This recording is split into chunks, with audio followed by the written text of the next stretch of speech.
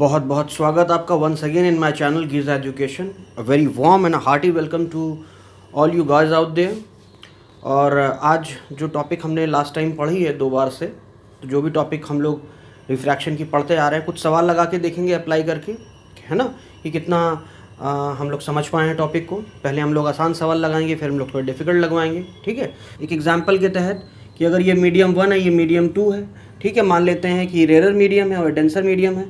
Light आ रही है, ठीक, यहाँ पे एक नॉर्मल खींच दीजिए, तो डेंसर रेयर से डेंसर में जाएगी तो नॉर्मल की तरफ बेंड हो जाती है ना। मैंने बताया कि अगर इस मीडियम में लाइट की स्पीड v1 है, इस मीडियम में लाइट की स्पीड v2 है, इस मीडियम में लाइट की वेवलेंथ, अगर चूँकि लाइट एक इलेक्ट्रोमैग्नेटिक वेव है, तो इस मीडियम में अगर लाइट की वेवलेंथ λ1 है, इस मीडियम में λ2 है, इस मीडियम का रिफ्रैक्टिव इंडेक्स अगर μ1 लिख लीजिए, म्यू करके लिख लीजिए, मान लेते हैं μ1 है, यहाँ पे μ2 है, ठीक है। या फिर ऐसे भी कह दीजिए कि लाइट जिस मीडियम में जा रही है उस मीडियम का रिफ्रैक्टिव इंडेक्स 2 का विथ रिस्पेक्ट टू 1 अगर ये है, यहाँ पे एंगल I बन रहा है, यहाँ पे एंगल R बन रहा है, तो हम सारी चीज़ों को सम अप करके ऐसे लिख सकते हैं sine I upon sine R।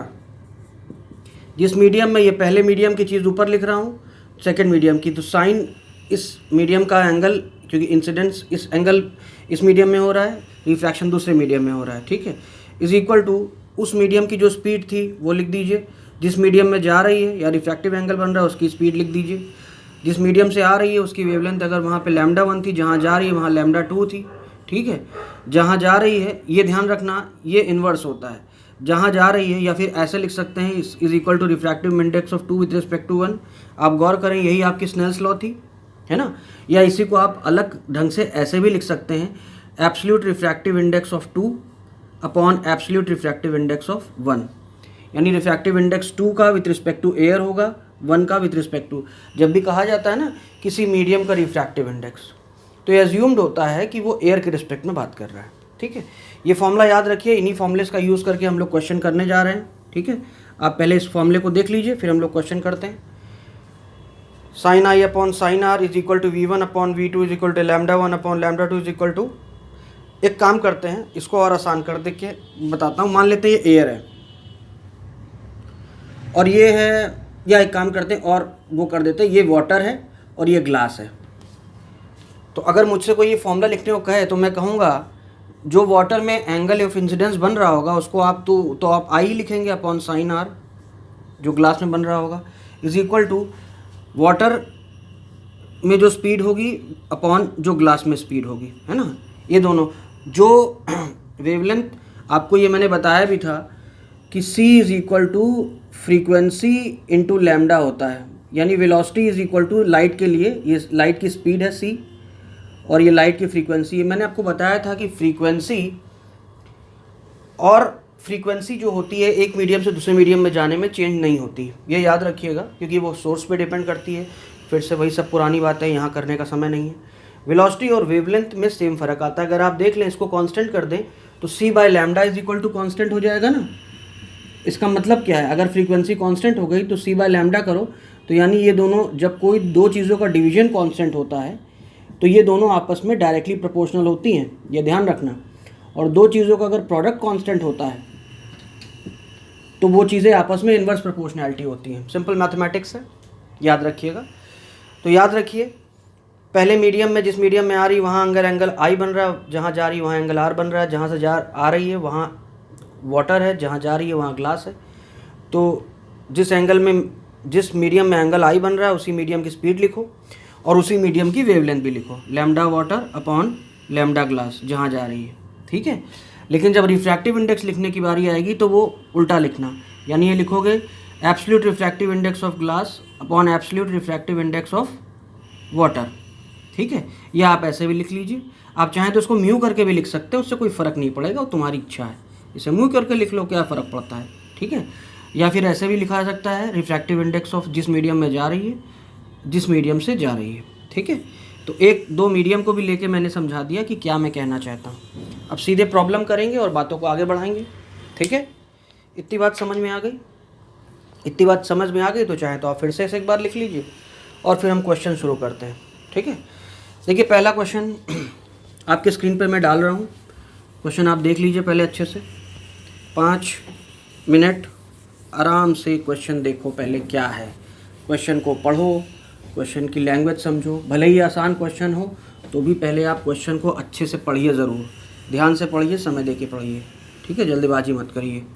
Okay, पढ़ा क्वेश्चन। देखो ऐसा है, उसने कहा रिफ्रैक्टिव इंडेक्स ऑफ जो ग्लास है, यूँ ही लिख लो यार, मुझे बार बार वो यार लिखने की आदत है, ग्लास, ये बोला है कि 1.5 है, और रिफ्रैक्टिव इंडेक्स वाटर का जो है कितना है भाई, 1.3 है, ठीक। स्पीड ऑफ लाइट जो वाटर में दिया है वो 2.25 × 10⁸ मीटर पर सेकेंड दिया है, और speed of light in glass ये तुमसे पूछा है, ठीक है। अब तुम्हें नहीं पता लाइट कहाँ से कहाँ जा रही है, लेकिन तुम एक चीज़ जानते हो, कहीं से कहीं भी जा रही हो, ये फॉर्मूला तो वाजिब होगा ना। मान लेते हैं वाटर से ग्लास में जा रही हो, तो ये तो चाहे ग्लास से वाटर, तो आप एक मीडियम अपॉन दूसरी मीडियम, देखो कहीं भी फॉर्मूला लगा सकते हो। तो ये आप जानते हैं जो velocity of water upon velocity of glass होगा, यही लैम्डा, मैं सब लिखता हूँ साथ में ताकि बार बार आप फॉर्मूला पूरा पूरा लिखें और आपको याद रहे, और is equal to refractive index of glass upon refractive index of water, या refractive index of glass with respect to water, या sine I upon sine R. क्या ज़रूरत है बार बार लिखने की, ये इसलिए लिख रहा हूँ ताकि तुम्हें याद रहे। अब तुम्हें क्या करना है, देखो यार, तुम्हें 2 फॉर्मूले लेने हैं यहाँ पे, तुम सबको कंपेयर करने की ज़रूरत नहीं, जो जो दिया है एक ये उठा लो और ये दोनों को आपस में इक्वल करके काम कर लो। तो velocity of water upon velocity of glass is equal to refractive index of glass upon refractive index of water, ठीक है। अब देखो तुमको वेलोसिटी ऑफ ग्लास पूछा है, तो ये उधर ले जाओ और ये सब इधर ले जाओ, तो ये हो जाएगा, implies that velocity of glass is equal to velocity of water into refractive index of water upon refractive index of glass, ठीक है। वेलोसिटी ऑफ वाटर आपको दी है 2.25 × 10⁸, म्यू डब्ल्यू 1.3 है, वो है म्यू जी 1.5। डेसिमल हटा दो चाहो तो, यहाँ 15 हो जाएगा, काट लो भाई, 5 3 = 15, और ये कटेगा 5 4 = 20, 5 5 = 25, 0.45 आ गया, ठीक है। 3 से अलग काट दो, ये 15 आ जाएगा, तो ये आ जाएगा 13 × 0.15 × 10⁸, आप मल्टीप्लाई कीजिए, देखिए आंसर आ जाएगा 13 × 0.15 कर लो, 5 3 = 15, 6 3 1 5 9 1 1 2 1.95 × 10⁸, ठीक है। कितना इजी था देखो, समझ में आया ना, absolutely easy it was it not so easy? Okay, moving to the next very question। दूसरा क्वेश्चन देखिए आपके स्क्रीन पे,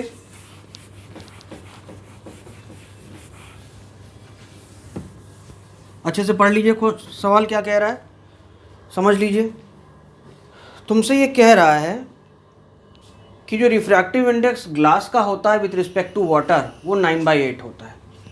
refractive index of glass with respect to water ये दिया है 9/8 सॉरी, ठीक है, ये आपको इतना दिया है। और आपको क्या दिया है भाई, और ग्लास में जो स्पीड होती है वो भी दे दिया है उसने, वेलोसिटी ग्लास की दी हुई है, कितनी है भाई, पढ़िए, 2 × 10⁸ मीटर पर सेकेंड। और जो वेवलेंथ दी है ग्लास की, मतलब वेवलेंथ लाइट की दी है ग्लास में, वो कितनी दी है, 4000 एंगस्ट्रम, 4000 एंगस्ट्रम। एंगस्ट्रम मतलब 10⁻−10 मीटर को एंगस्ट्रम कहते हैं, ओके। तो बहरहाल मतलब velocity of light in water और wavelength of light in water निकालो, फॉर्मूला लगा दो यार, जानते हो तुम। अगर वाटर से ग्लास में जा रही है तो lambda water upon lambda glass, velocity water upon velocity glass, refractive index उल्टा लिखा जाता है, यानी कि रिफ्रैक्टिव इंडेक्स ऑफ ग्लास ये उल्टा लिखना होता है ना, रिफ्रैक्टिव इंडेक्स ऑफ वाटर, या refractive index of glass with respect to water. अब तीसरा sine I upon sine R, चाहो लिखो ना लिखो, अभी कोई ज़रूरत नहीं, मैं बार बार इसीलिए लिख रहा हूँ ताकि आपको याद रहे। अभी आपका जो काम है वो लैम्डा दी हुई है, तो पहले एक काम करो, बारी बारी से तुम्हें निकालना पड़ेगा। तुमको एक बार ये लैम्डा से इसको कंपेयर कर देना पड़ेगा और एक बार फिर तुम इससे कंपेयर कर देना, काम हो जाएगा। पहले लैम्डा वाला ही देख लो भाई।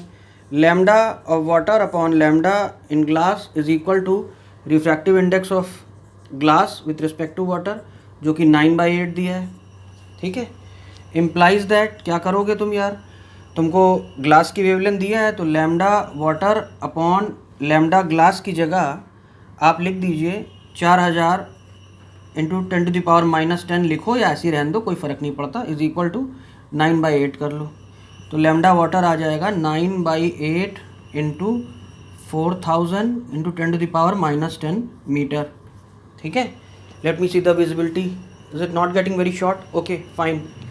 8 5 40 होता है, 500 हो गया, ये काट दो, 9 5 45, तो ये आ गया 4500 इंटू 10⁻⁻10 मीटर। चाहो तो ऐसे आंसर लिख लो, यानी कि आंसर हो जाएगा कि 4500 एंगस्ट्रम, या तो ये आंसर लिख लो, या चाहो तो 4.5 इंटू 10⁻⁻7 मीटर लिख लो। 3 10 करोगे मल्टीप्लाई तो कट जाएगा, ये आ गया। अब एक बार इसको यार कंपेयर करो, velocity of water upon velocity of glass is equal to refractive index of glass with respect to, अब इन दोनों को कंपेयर करके काम कर लो, कर सकते हैं ना।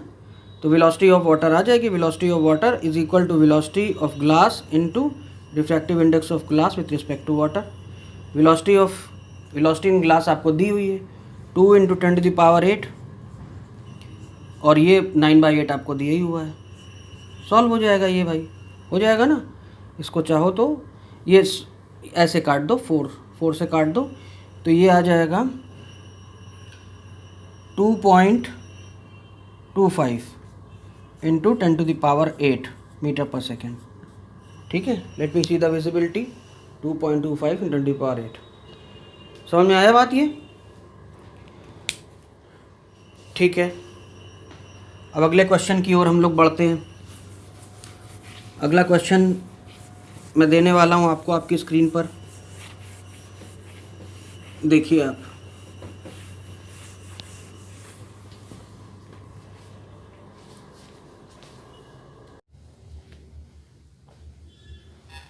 सवाल पढ़ा आपने, क्या कह रहा है सवाल, सवाल को ध्यान से देखिए, पॉज करके पहले सवाल आप देख लीजिए, कहीं लिख कर सवाल आप समझ लीजिए कि क्या कह रहा है सवाल, फिर मैं समझाता हूँ आपको।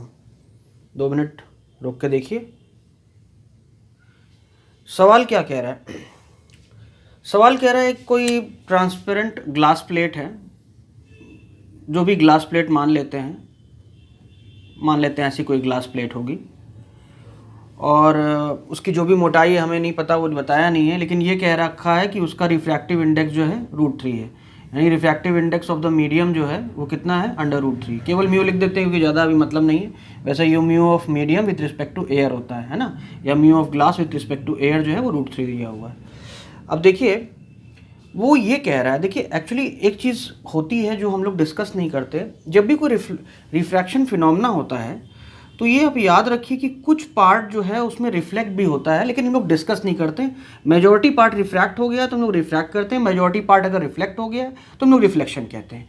जैसे अगर ये एंगल आई बनाते हुए आ रही है मान लेते हैं, तो हो सकता है कि बहुत सी लाइट प्रवेश कर जाए इस मीडियम में और थोड़ी रिफ्लेक्ट भी हो जाए, ऐसा होता है, ठीक है। अभी तो हम लोग जब पोलराइजेशन पे पढ़ेंगे, जब हम लोग इसकी वेव नेचर पढ़ेंगे तो और डिस्कस करेंगे। बहरहाल अभी ये समझ लीजिए उसने ये कहा है, तो ऐसा ही कुछ हुआ होगा कि थोड़ी लाइट हल्की सी रिफ्लेक्ट भी हुई होगी, थोड़ी रिफ्रैक्ट भी हुई है। उसने ये कहा है कि ये जो रिफ्लेक्ट और रिफ्रैक्ट हुई हैं लाइटें बाद में, आप क्वेश्चन को पढ़िए, उससे यही मीनिंग निकल के आ रही है कि इनके बीच में 90 डिग्री का एंगल है, 90 डिग्री बना रही है ये, ठीक है। तो ये इंसिडेंट आई जो आ रही है, रिफ्लेक्शन हो रहा है और थोड़ी रिफ्रैक्ट हो रही होगी, और जो रिफ्लेक्टेड और रिफ्रैक्टेड रहे हैं उनके बीच में 90 डिग्री का एंगल बन रहा है, ऐसा कुछ है। तो आपसे पूछा है कि आप मुझे एंगल ऑफ जो इस मीडियम में एंगल बन रहा होगा वो बताइए कितना है। देखो बहुत सिंपल है, या वो आपसे ये पूछ रहा है कि ये जो एंगल ऑफ इंसिडेंस है वही कितना है वो बताइए, ठीक है। तो देखो हम लोग क्या करेंगे यार, सबसे पहली बात तो ये पूरा 90 डिग्री है, ये इसने कह दिया है। तुम्हें रिफ्लेक्शन फिनोमेना पता है, अगर ये आई है तो ये भी आई ही होगा, क्योंकि आपको पता है रिफ्लेक्शन हो रहा है, तो लॉज ऑफ रिफ्लेक्शन के हिसाब से सेकंड लॉ, जितना एंगल बनाते हुए आती है उतना एंगल बनाते हुए जाती है, angle of incidence is equal to angle of reflection होता है। आगे देखो, अगर ये आई है तो ये पूरा डिग्री, ये तो पूरा 90 डिग्री होता है ना, ये इंटरफेस है और ये नॉर्मल तो 90, तो अगर इतना आई हो गया तो ये बचा 90 माइनस आई हो जाएगा। ठीक, चाहो तो इसे करो या इसकी भी करने की ज़रूरत नहीं, मैं और आसानी से करके बता देता हूँ। ए इसको मिटा दो, ख़त्म करो। देखो ये पूरा, देखो ये एक लाइन है और ये एंगल और ये 90 डिग्री और ये आर एंगल मिलकर पूरा एक लीनियर पेयर बना रहे हैं। ये पूरा जो है ये 180 डिग्री बना रहे हैं। यानी मैं लिख सकता हूँ angle I plus angle R plus ये वाला एंगल 90 डिग्री, यही पूरा मिला के ये पूरी एक लाइन हो गई। ये पूरा एंगल हो गया 180। तो angle I plus angle R को आप लिख सकते हैं, 90 उधर भेज दो तो 180 माइनस 90 लिख लो। ठीक है, या अल्टीमेटली इसको 90 लिख लो, 90 डिग्री।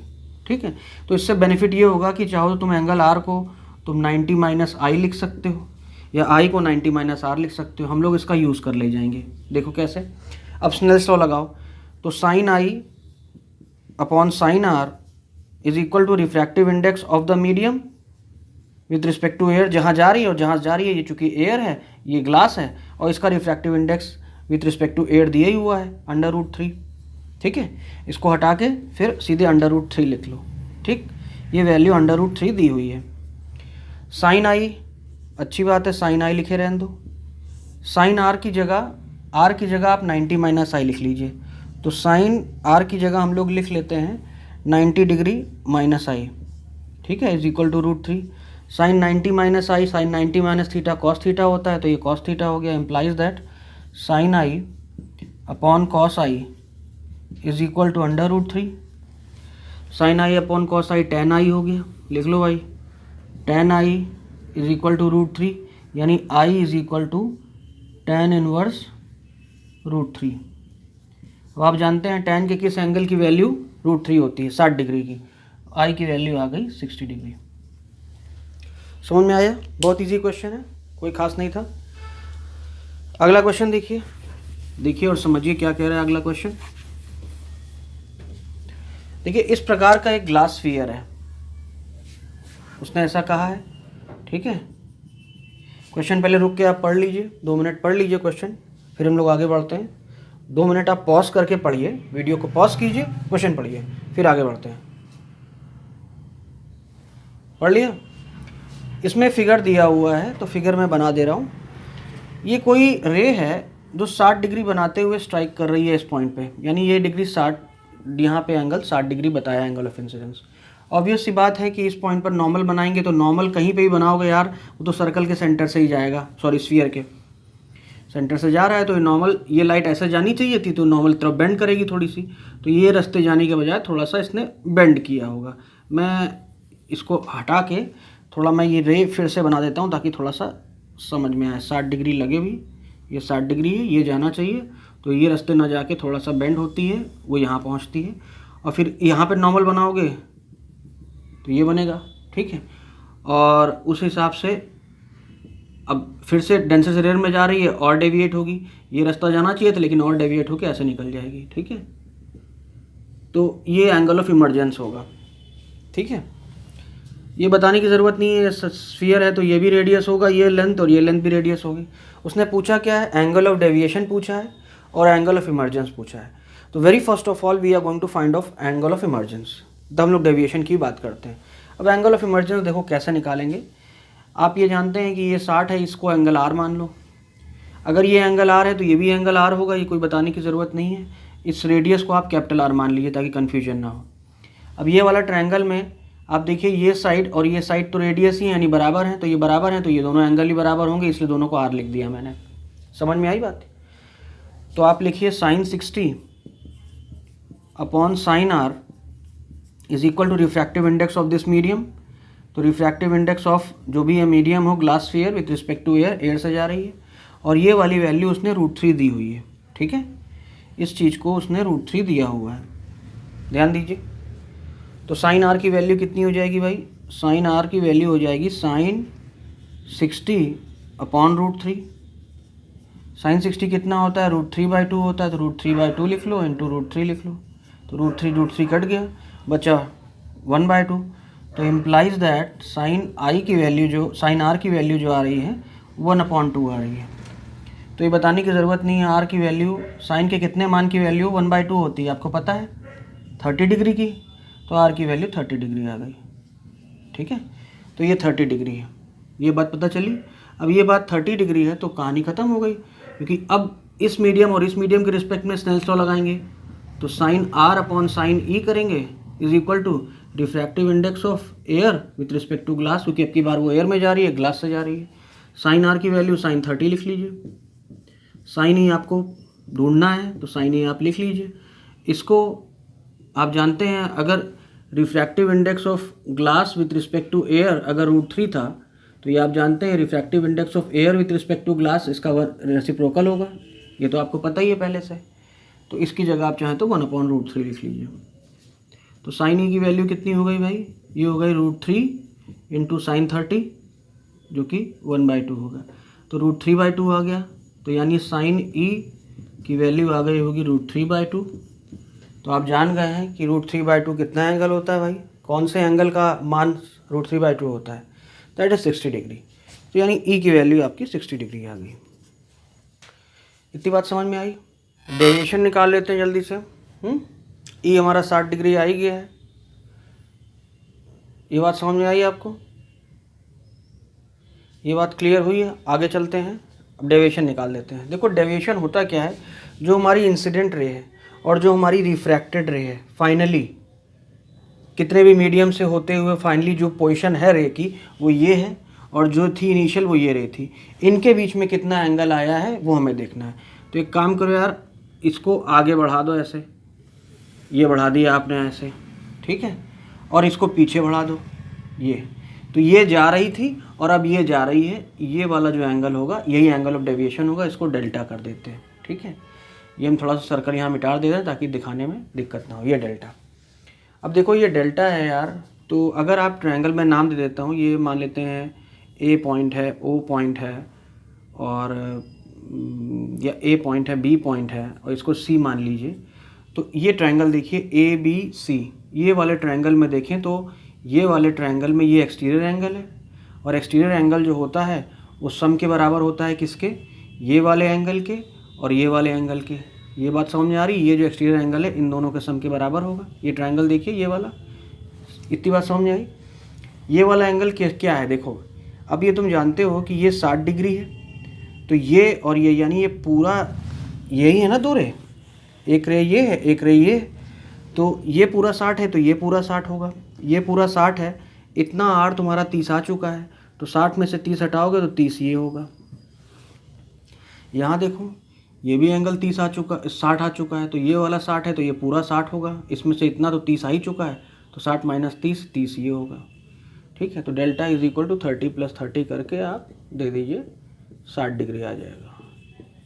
समझ में आई बात? चलो हो गई कहानी ख़त्म भाई। ठीक है, अगले सवाल की ओर बढ़ते हैं, इसको मैं मिटा दे रहा हूँ। अब अगला सवाल जो मैं आपकी स्क्रीन पे दे रहा हूँ, बहुत ही बेहतरीन और क्लासिक एग्जाम्पल है, ये बहुत ही अच्छा सवाल है। इसमें आप देखेंगे कि आप इस सवाल को देखिएगा कैसे मैं अप्रोच करता हूँ। पहले आप सवाल पढ़ लीजिए अच्छे से, 2 मिनट आप सवाल पहले अच्छे से पढ़ लीजिए, और उसके बाद हम लोग डिस्कस करेंगे कि सवाल क्या कह रहा है। अच्छे से पढ़ने के बाद आप इसको पहले अपने से ट्राई कीजिए, अपने से ट्राई करने के बाद हम लोग आगे बढ़ते हैं। ठीक है, अब देखिए ये सवाल क्या कह रहा है कि एक हमारे पास सिलेंड्रिकल वेसल है। ठीक है, सिलेंड्रिकल वेसल है तो आपको दूर से तो दिखाई नहीं देगी वो सिलेंड्रिकल, वो वेसल ऐसे ऑब्वियस सी बात है ऐसी वेसल होगी, लेकिन ऐसी आपको वेसल नहीं दिखाई दे रही होगी दूर से, है ना। तो एक काम करते हैं, आप इसको सिंपल ऐसे ही मान लीजिए कि ये आपको जब आप ऐसे दिखेंगे तो आपको उसका रेक्टेंगुलर सेक्शन ही दिखाई देगा, है ना। तो आप मान लेते हैं ऐसी कोई वेसल है आपके पास, इस प्रकार की वेसल बना लीजिए। कह रहा है वेसल की जो हाइट है और जो उसका डायमीटर दोनों सेम है, दोनों 30-30 सेंटीमीटर के आसपास बताया उसने। 30 सेंटीमीटर इसे भी लिख लो और इसे भी 30 सेंटीमीटर लिख लो। ठीक है, और उसने कहा है कि एक पार्टिकल जो कि सेंटर से, यानी जो इसका सेंटर है उससे 5 सेंटीमीटर की दूरी पे है, तो मान लेते हैं 5 सेंटीमीटर की दूरी पे एक पॉइंट है। एक आई है जो ऐसे देख रही है कि वो सिलेंडर के एक कॉर्नर को, यानी कि बॉटम के कॉर्नर को देख सकती है। यानी सीधी सी बात है कि वो आई जो होगी वो कुछ इस प्रकार से होगी, इधर कहीं होगी, ऑब्वियस सी बात है, ठीक है। इस प्रकार से आप आई बना लीजिए इसकी, ठीक है। इस प्रकार से आप आई बना लीजिए कि ये जो है आई ऐसे से देख रही होगी, है ना। तो अब सवाल ये है कि वो जो आई देख रही है वो इस पॉइंट को देख सकती है। तो उसने ये पूछा है कि इस वेसल में पानी कितना भरा जाए। पानी है तो इसका मतलब रिफ्रैक्टिव इंडेक्स वाटर का तो आप समझते ही हैं, 4/3 होता है। तो ये कह रहा है कितना पानी इसमें भरा जाए कि ये पॉइंट इसको विजिबल हो जाए। देखिए ये आई इसको नहीं देख सकती पॉइंट को, जब तक कि ये पॉइंट इस लाइन की सीध में, इस पूरी सीध में कहीं ना पड़े। तो अपनी जगह से ही तो ये हाइट उठ सकता है ना। तो तुम्हें नहीं पता, मैं तुमको एक एग्जांपल यहाँ बता रहा हूँ, उससे आप इमेजिन कर सकते हैं। आप याद करिए, हम लोग जब नॉर्मल शिफ्ट, लीनियर और एपरेंट डेप्थ देख रहे थे रियल और, तो आपने देखा था कि जो भी पॉइंट डेंसर में होता था वो थोड़ा ऊपर दिखाई देता था। तो हम कैसे करते थे, ये एक सीधी फेंकते थे, एक थोड़ा एंगल फेंकते थे, है ना। तो वो थोड़ा डेविएट हो जाती थी, तो अल्टीमेटली उनको हम लोग पीछे लाते थे, तो यहाँ पे हमको इमेज दिखती थी। तो यानी ये इसी लाइन की सीध में आपकी आँख ही है, तभी आपको वो दिखाई दे रहा है। तो इसका मतलब ये है कि मान लेते हैं ये पानी आपका इस हाइट तक भरा है, मान लेते हैं इस हाइट को आप h मान लीजिए, ये h हाइट तक आपका पानी भरा हुआ है, इसको h मान लीजिए। देखिए बहुत सी ज्योमेट्री लगने वाली है इसमें, सिंपल है, यहाँ पे आपका बहुत ही ज्योमेट्री टेस्ट होने वाली है, आपका मैथमेटिकल थोड़ा सा यहाँ पे टेस्ट होगा। आपको आपका जो है ध्यान बहुत अच्छे से होना चाहिए सवाल में, ताकि आप हर महत्वपूर्ण पहलू को, all the important clues whatever which are whomsoever are available in the questions, you can see them, you can judge them, you can find them out what exactly they are. Okay, this is a very good question. यहाँ तक मान लेते हैं पानी भरा है, तो obvious सी बात है इससे दो रे निकली होंगी, पता है, एक सीधी चली गई होगी, ठीक, एक रे थोड़ा एंगल पे गई होगी, यहाँ तक पानी भरा है तो यहीं तक जा पाएगी, और उसके बाद वो ऐसे डेविएट हुई होगी जिसको कि बैकवर्ड प्रोड्यूस किया होगा, तो यहाँ पे आपको इमेज दिखाई दी होगी इस ऑब्जेक्ट की। यही कुछ हो रहा है, ठीक है। एक काम करो, यहाँ नॉर्मल खींचो, खींच दिया। अब देखो यहाँ से पार्ट बहुत इंपॉर्टेंट शुरू हो रहा है, ध्यान दो। एक काम करो, मैं नाम दे देता हूँ ABC, है ना, और D। आप इसी प्रकार से इसको नीचे प्रोड्यूस कर दीजिए, इसको E बोल दीजिए, ठीक है। ये तो सेंटर है ही। देखो ऐसा है कि ये एंगल तो आई होगा आपका, ये कोई बड़ी बताने वाली बात ही नहीं है, ये एंगल ऑफ इंसिडेंस है, और ये एंगल ऑफ रिफ्रैक्शन होगा आपका, ठीक। अब जरा एक काम करो, ये वाला ट्रायंगल देखो, ABC, ये वाला ट्रायंगल देखो, यही क्लू था तुम्हें जो ध्यान देना चाहिए था स्टार्टिंग से ही। कर करके भी आप सीख सकते हैं, आप करते रहिए, देखते रहिए कैसे अप्रोच कर रहा हूँ, बाय द सेम वे आप उस तरीके से अपने से अप्रोच कीजिएगा। इस ट्रायंगल में ये 90 डिग्री है। अब देखो ये वाली साइड, इतनी साइड और इतनी साइड तो बराबर है ना, क्योंकि उसने कहा है ना सिलेंडर की जो डायमीटर है और जो ऊंचाई है वो सेम है। तो इतनी ऊंचाई का सिलेंडर है, तो ये लेंथ और ये लेंथ तो सेम है ना। तो इस ट्रायंगल में ये दो लेंथ सेम हो गए, इसका मतलब ये एंगल और ये एंगल भी आपस में बराबर हो जाएंगे। ये 90 डिग्री है, तो इसका मतलब है कि ये दोनों एंगल 45 के होंगे, तभी पॉसिबल है ऐसा। अगर एक 90 हो जाता है और बाकी दो एंगल इक्वल होते हैं तो वो दोनों 45 के होते हैं, पता है ना आपको। आई होप ये बात समझ में आ रही है आपको। अब ये 45 है तो ये कहने की ज़रूरत नहीं कि ये भी 45 हो जाएगा, क्योंकि ये एंगल आपस में अल्टरनेट इंटीरियर है भाई, ये नॉर्मल और ये दोनों पैरेलल लाइंस हैं। तो आप ऐसे लिख सकते हैं, यहाँ पे आप लिखिए sine I upon sine R is equal to refractive index air का विथ रिस्पेक्ट टू वाटर, क्योंकि वाटर से एयर में लाइट जा रही है। एयर वाटर का विथ रिस्पेक्ट टू एयर अगर 4/3 है तो ये होगा 3/4, ये 3/4 हो जाएगा, ठीक है। तो साइन आर आपको पता है ये 45 है, तो आप लिख लीजिए sine I is equal to 45, अब उधर ले जाइए, साइन 45 इंटू 3/4 सॉल्व कर लीजिए, ये होता है 1/√2 3/4, तो ये वैल्यू आ गई आपके पास 3/4√2, ठीक है। अब किसी ट्रायंगल में, अब देखो साइन आई तुम्हारे पास आ गया है। अब एक काम करो, अब ट्रायंगल पे जाओ जहाँ मैं कह रहा हूँ। तुमको चाहिए हाइट एच, तो देखो ये हाइट एच कौन कौन से ट्रायंगल में आ रही है और कहाँ कहाँ ये क्या क्या काम हो सकती है। तो देखो ये वाली हाइट दो ट्रायंगल में आ रही है, एक ये वाला ट्रायंगल, आप इसको भी नाम दे दीजिए, इसको एफ नाम दे दीजिए। तो एफ डी ई में भी ये हाइट आ रही है, और AED में भी आ रही है, दोनों का यूज़ करते हैं। देखो ये पूरा अगर R है तो ये बताने की ज़रूरत नहीं कि ये पूरा R है तो ये भी पूरा R होगा, क्योंकि ये दोनों वर्टिकली अपोजिट हैं। ये 45 है तो ये भी पूरा 45 होगा। फिर से वही बात, आप जानते हैं कि अब आप देखिए ये चीज़ 45 है तो ये भी 45 होगी, ठीक है। अब वैसे भी आप देख सकते हैं ये एंगल R है, ये 45 है तो ये भी 45 होगा, क्योंकि ये करस्पॉन्डिंग हो गए। और ये 45 है तो ये भी 45 है तो ये भी 45 होगा। अब ये 45 है तो सीधी सी बात है कि ये पूरा 90 है तो ये भी बचा हुआ 45 हो गया। इसका मतलब ये हो गया कि ये अब ये ट्रायंगल देखिए, इन ट्रायंगल AED में ये पूरा 90 डिग्री है, ये 45 और ये 45 आपस में हो गया 45 बराबर। तो इसका मतलब ये लेंथ और ये लेंथ बराबर हो गई। अब ये लेंथ कितनी है भाई, ये है h, ठीक है। इन ट्रायंगल, अब बहुत चीज़ें मैं लिख नहीं रहा हूँ, आप खुद समझ के बाकी चीज़ें आपको लिखनी है कि in this triangle these angles are equal and so. मैं आपको केवल तरीका बता रहा हूँ। तो आप ये लिख सकते हैं कि DE is equal to AE। DE तुम्हारा h है, ठीक, और AE क्या है, देखो AE को तुम लिख सकते हो, इतनी लेंथ तुम जानते हो ये 15 है, क्योंकि ये पूरा डायमीटर है, सेंटर इसका 15 होगा, सेंटर से 5 सेंटीमीटर दूर था ना, तो इतनी लेंथ 15 है। इतनी लेंथ को तुम, ये वाली लेंथ को तुम x मान लो, तो ये पूरी लेंथ हो गई 15 + x, ठीक है। बहुत काम आएगा अभी देखना तुम, क्योंकि अब ये जो x वाला पार्ट है वो हम लोग कहीं और इंक्लूड करेंगे और काम होगा। अब एक ये वाला ट्रायंगल देखो, इन ट्रायंगल FDE, थोड़ा सा सवाल ज़रूर कठिन लगेगा आपको, लेकिन ये सवाल से आपको चीज़ें बहुत सीखने को मिलेंगी। देखिए ये सब इस तरीके की ज्योमेट्री कभी भी लग सकती है, आप थोड़ा सा दिमाग खुला करके इसमें रख के चलें, है ना। कहीं पे भी जहाँ पर जैसी ज़रूरत हो वैसा दिमाग अप्लाई कर सकें आप। ये ट्रायंगल में देखो तो तुम ये वाला एंगल, अगर ये लेंथ हम लोग ले लें और ये लेंथ ले लें, दोनों लेंथ हमारे काम की हो जाएंगी।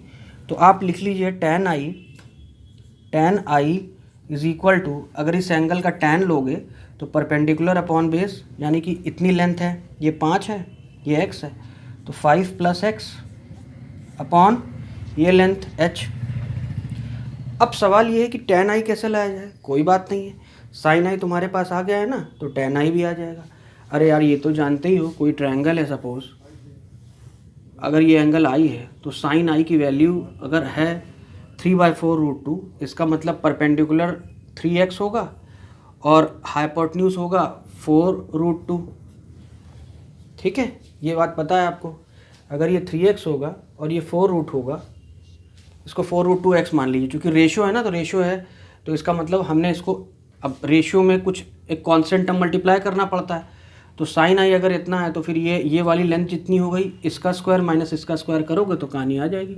4√2x का होल स्क्वायर कर दो माइनस 3x का होल स्क्वायर कर दो भाई, तो ये हो जाएगा 4 का स्क्वायर 16 × 2 32x स्क्वायर, और ये हो जाएगा 9x स्क्वायर, ये हो जाएगा 23x स्क्वायर, ठीक है। समझ में आई बात। तो ये आ जाएगी ये वाले लेंथ का स्क्वायर। तो जब ये वाली लेंथ लोगे तो √23x इतनी लेंथ हो जाएगी। तो उससे बेनिफिट ये होगा कि ये भी लेंथ आ गई आपकी √23x। तो अगर अब sin I तुमको पता है तो तुम अब tan I निकाल लो। tan I की वैल्यू होगी परपेंडिकुलर अपॉन बेस, यानी 3x अपॉन √23x, x काटो 3/23, tan I की वैल्यू आ गई 3/23। अब आप कहेंगे कि सर इतना मैं कैसे सोचूंगा, करके यार, करो करके सक्षम बनो। बार बार करने से ही चीज़ें आती हैं। चीज़ें देखने में कठिन लगती हैं, हम सब ने कभी ना कभी मेहनत की है और चीज़ों को देख कर सीखे हैं। आप भी इसी प्रक्रिया को इस्तेमाल कीजिए। Do the same way, exactly copy this someone who is already have done all these thing before, and by this you can learn a lot. Okay, so always try. It doesn't matter whether you are a NEET student, whether you are a student who do not need to know so much level of the problem like this, but even if you are doing such a kind of problems, the level of yours will become easy for you. Okay, tan I is equal to 5 plus tan I की value आ गई 3/23. आप लिख लीजिए 3/23 under root में. ठीक, आगे solve कर लेते हैं. यहाँ पहले चीज़ें मिटा देते हैं, फिर आगे सॉल्व कर लेते हैं इसको भाई. अब देखो कितना इजी है, देखो जल्दी से करते हैं इसको. अब आप कहेंगे कि ये अब हमारे पास इक्वेशन आ गई, लेकिन मेरे पास अभी x फालतू आ रहा है, x को हटाना है. तो कोई बात नहीं यार, x को इस वाले इक्वेशन से देखो, x को आप लिख सकते हैं h माइनस 15, लिख लो भाई यहाँ पे। तो ये हो जाएगा 5, x की जगह लिखा आपने h माइनस 15 अपॉन h, और ये 3/√23 तो है ही। ये सॉल्व हो गया, ये हो गया h minus 10 upon h is equal to 3/√23। अब एक काम करो, चाहे तो क्रॉस मल्टीप्लाई करो या 1 1 करके जो भी कर दो। अगर क्रॉस करते हो तो √23h minus 10√23 is equal to 3h। ठीक है, इसको उधर ले जाओ, इसको उधर ले जाओ। ठीक है, तो 3h जब उधर आएगा तो हो जाएगा √23 माइनस 3। ठीक है, जब h उधर ले जाओगे, या एक काम आप करिए, आप इसको उधर ले जाइए। ठीक है, मतलब आप इस 10√3 को उधर ले जाइए और इसको इधर ले जाइए, तो ये हो जाएगा √23 माइनस 3h, और ये बराबर हो जाएगा 10√23 के। तो ये भाई h की वैल्यू आ गई आपके पास, 10√23 अपॉन √23 माइनस 3। ठीक है, ठीक है, थोड़ा बड़ा प्रॉब्लम है, लेकिन ये थोड़ा एडवांस लेवल में जो लोग हैं उनको भी मदद करेगा। ठीक है, देखिए मैं जो टॉपिक में क्वेश्चंस करवाऊंगा, मैं डिफ़िकल्ट भी करवाऊंगा, टफ़ इजी दोनों करवाऊंगा, ताकि आप सब सीखें। आप इस बात से मत डरिए कि सवाल टफ़ हो रहा है तो मुझे नहीं करना चाहिए। आप ज़रूर ट्राई कीजिए, टफ़ चीज़ को तो ज़रूर कीजिए, ताकि आप धीमे धीमे उसमें कैपेबल बने और एक दिन बहुत अच्छी तरीके से आप अच्छे से निकल जाएं और फिर आगे आप बहुत सी चीज़ें कर पाएँ।